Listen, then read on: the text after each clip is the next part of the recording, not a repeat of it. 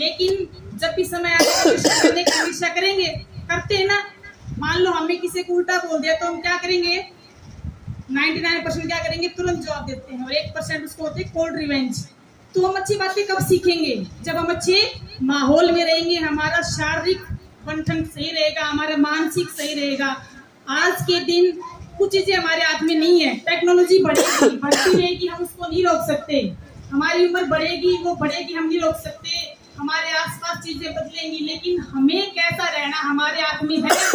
हम अच्छा खाना खा सकते हैं, हम वर्कआउट कर सकते हैं, हम अच्छी बातें कर सकते हैं।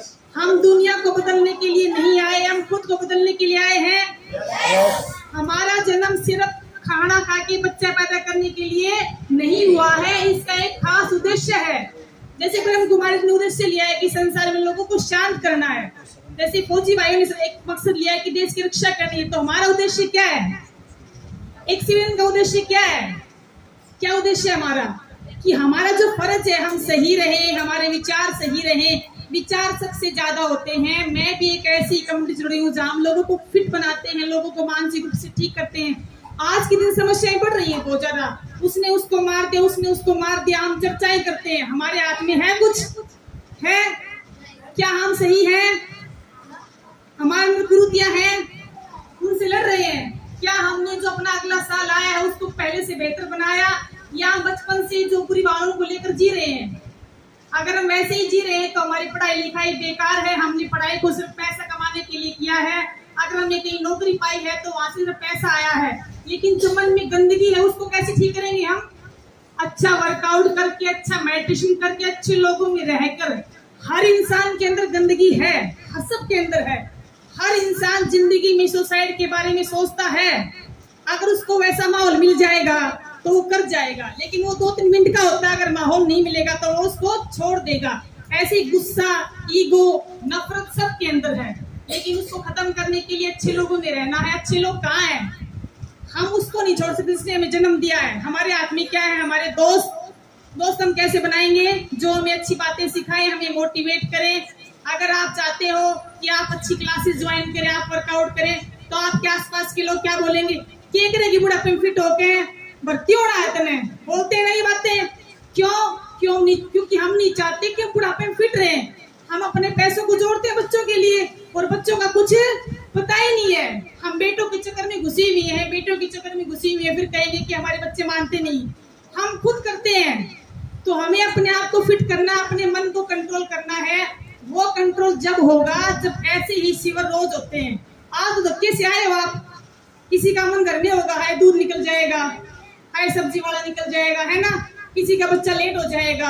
घर में घुसे हुए हैं, घर से बाहर बहुत बड़ा संसार है। किसी मकसद से जुड़िए, पेड़ पौधों को बचाइए, जीवों को बचाइए, पर्यावरण को बचाइए। बहुत गर्मी हो रही है, गर्मी क्यों हुई, पेड़ों को काटा गया, किसने काटा, इंसान ने।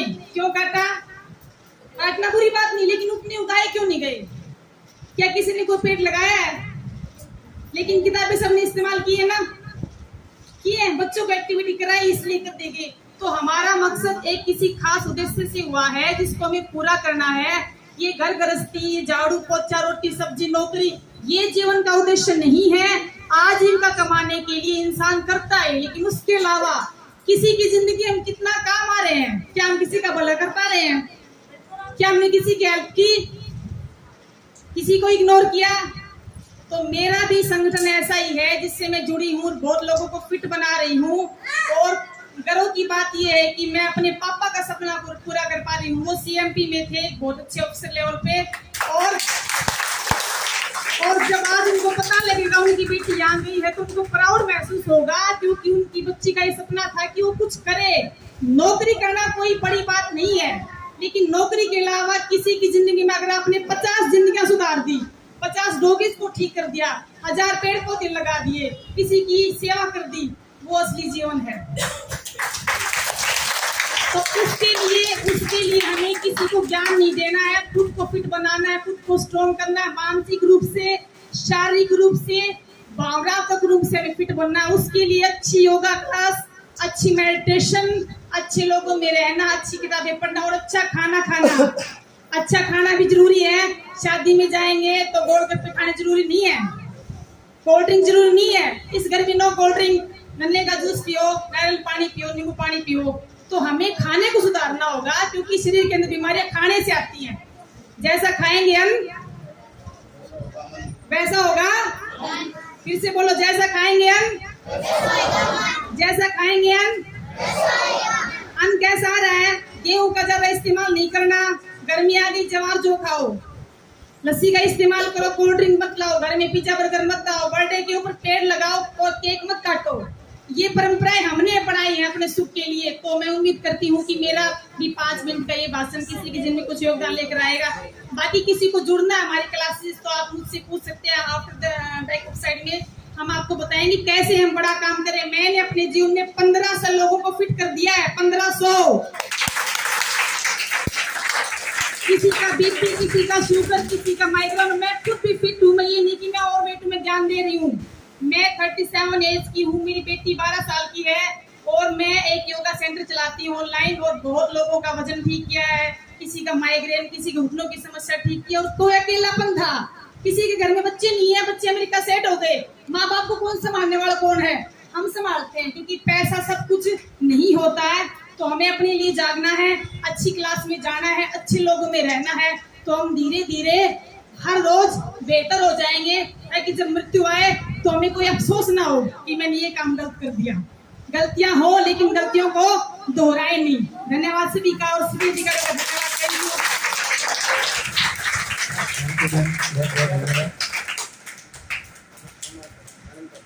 हमने भारत विकास परिषद के जो भी मेंबर्स यहाँ पे है, मैम सुजा शर्मा जी, मैडम जिंदल जी, भाई नरेश जी, सुनील जी, उसके बाद दलाल साहब का हम भारत विकास परिषद की तरफ से हम बस्तर मैम आप ही आए।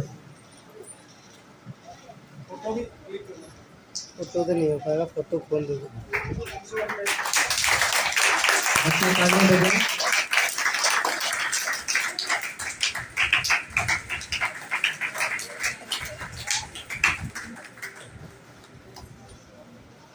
कैप्टन सुरेश कुमार जी, एक बार है ना, अभी हमारी टीम आकर के करेगी। आप कोई बुला लो हमारी टीम। सभी ब्रह्मा ब्रह्म कुमारी जी से जो भाई सारे आ जाएंगे। जो